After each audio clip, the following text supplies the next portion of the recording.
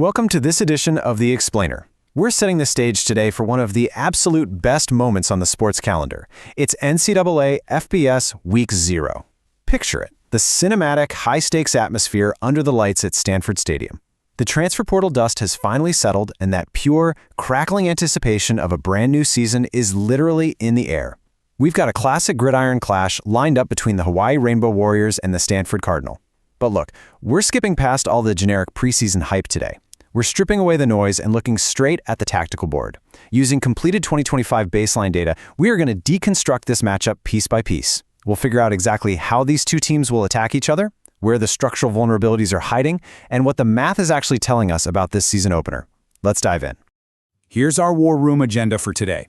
We'll start with the core tactical question, look at clashing football identities, break down 3 crucial unit duels, give you some first quarter live cues, discuss navigating dynamic game states, and wrap up with the final verdict and projections. Section 1. The core tactical question, dictating the game. Okay, so getting right into our overarching theme, we have to look at the absolute highest stakes of this specific fixture. It's your classic immovable object meeting an unstoppable force scenario. So where does the dam break? Looking at their baseline profiles, Hawaii is walking into this game wanting to completely dictate the down and distance with this relentless, highly efficient passing attack. Stanford, on the other hand, wants to control the tempo defensively. They rely on a really formidable run defense to essentially drag the game into the mud, force third and longs, and turn the whole thing into a grinding trench war. So who actually dictates the terms of engagement here? Will the ball fly all over the yard, or will the ground game grind things to a halt? That push and pull is the fundamental battle that's going to decide this Week 0 opener. Section 2. Clashing football identities, pass versus run. When we look closely at how these teams operate structurally, the sheer volume of Hawaii's passing game just instantly jumps out at you. A 62.3% pass rate over 143 drives, that tells a very specific story. The pass isn't just a wrinkle for Hawaii, it's their entire foundation. They produce a highly efficient .306 predicted points added, or PPA, per passing play. Let's think about what that actually means on the field. It means every single time their quarterback drops back, statistically, they're building nearly a third of a point. They aren't out there just chucking the ball deep and hoping for a prayer. They're using underneath completions, quick slants, and outs basically as an extension of the run game to consistently stay ahead of the chains. They'll happily accept a lower run efficiency floor because this high-volume, quick-trigger passing identity acts as an incredibly reliable engine for them. Now, 41.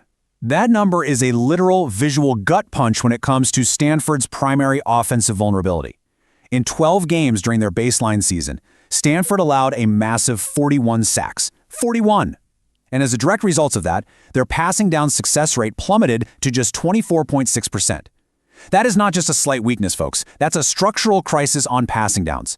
Imagine what a 24.6% success rate looks like when you're watching a live broadcast. It looks like stalled drives. It looks like a completely frustrated sideline. And most importantly, it looks like an exhausted defensive line that just fought to get off the field, having to turn around and run right back on.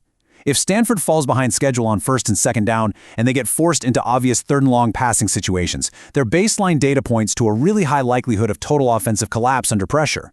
Section 3. 3 crucial unit duels, key matchups to watch. So we're zooming in from those massive macro identities down to the micro battles right at the line of scrimmage. There's a fascinating mini-narrative unfolding across 3 distinct leverage points. First up, we've got Hawaii's passing attack colliding with Stanford's pass defense. Hawaii brings that elite .306 pass PPA we talked about, but here's the critical vulnerability for the Cardinal. Stanford's defense actually allowed .338 pass PPA. That is incredibly dangerous because Stanford is essentially bleeding expected points through the air, and Hawaii is perfectly built to exploit those exact underneath zones. Stanford absolutely has to find a way to cap explosive throws without giving up 5 easy yards on every first down. Second, look at the trench warfare when Hawaii actually tries to run. Hawaii's run game is structurally pretty weak, with just .016 rush PPA and the running right into a Stanford defensive front that impressively allowed a negative rushing PPA of -0.015. Simply put, Stanford can build an absolute brick wall against the run. But third, and honestly this is the most critical factor of the entire football game, is the Stanford quarterback operation versus the Hawaii defensive front. Hawaii generated 29 sacks and a 16% total defensive havoc rate last season. They are matching up against a Stanford offensive line that, as we just established, surrendered 41 sacks. If Stanford has to pass, the pocket collapses. This massive sack differential is the hinge upon which this entire game swings. Now, let's look at how those micro battles build into a broader, game-defining possession advantage. Hawaii's average starting field position translated to 1.387 expected points, compared to Stanford's 1.044. When you're watching this game, I really want you to pay close attention to field position. That hidden yardage is where Hawaii mathematically suffocates their opponents. Why are they starting in better positions? Well, it's because Hawaii had a superior third down conversion rate, 44.9% compared to Stanford's 37.7%.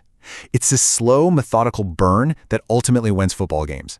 By converting on third downs, Hawaii sustains more snaps, they string together longer drives, and they pin the opponent deep. Stanford absolutely has to improve on third downs to offset this gap. Otherwise, Hawaii is just going to drown them in sustained, methodical volume. Section 4. First quarter live cues. What to watch early. All right, when you settle in on the couch to watch this Week 0 opener, I want you to look past the early scoreboard. I'm going to give you the cheat codes for understanding the true game state before the commentators even realize what's going on.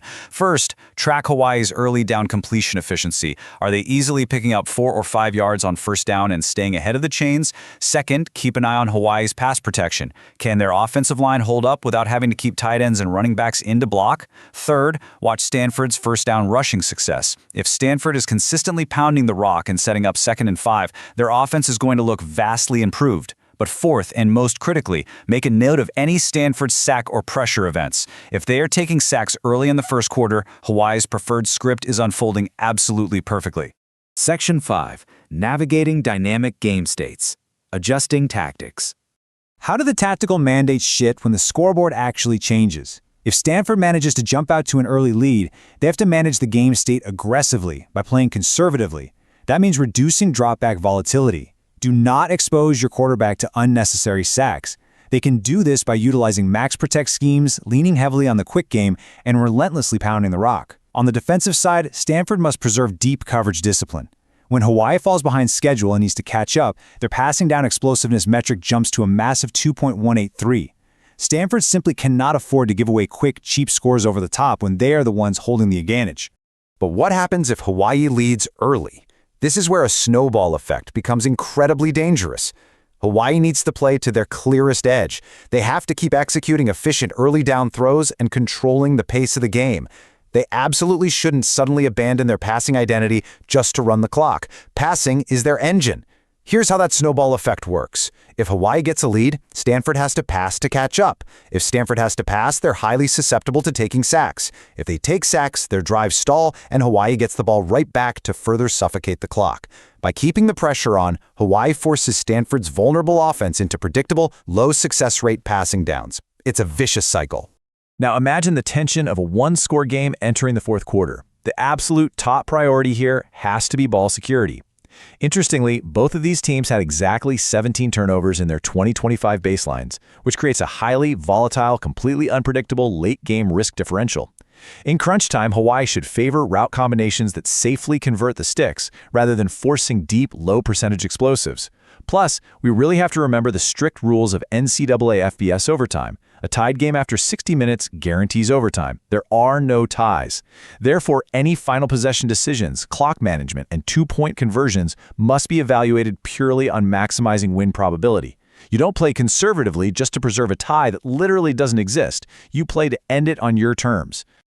Section 6. Final verdict and projections. Model estimates.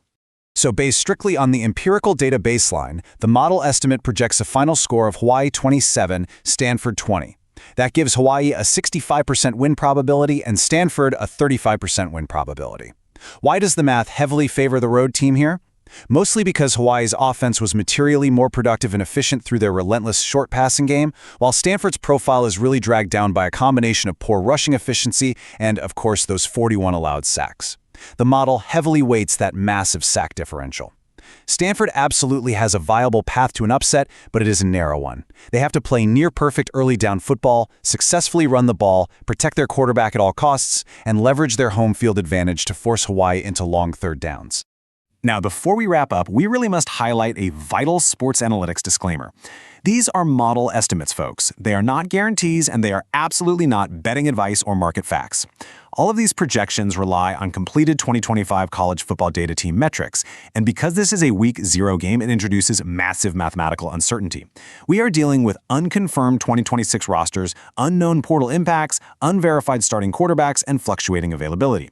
Honestly, this is exactly what makes Week 0 so fascinating. The math gives us a pristine tactical blueprint, but human unpredictability in the modern portal era introduces beautiful, beautiful chaos. So, I'm going to leave you with this final provocative thought. In a game defined by vastly clashing football identities, Hawaii's high-volume passing machine versus Stanford's trench warfare defense, and shrouded in those beautiful Week 0 unknowns, which team's off-season adjustments will actually dictate the tactical terms of engagement? Will Stanford fix their protection schemes to finally keep their quarterback upright, or will Hawaii's aerial assault simply overwhelm them right from the first snap? Keep your eyes locked on those first-quarter cheat codes we discussed, because the true answers are going to reveal themselves the second that ball is kicked off. Thank you so much for joining me on this explainer, and enjoy the game.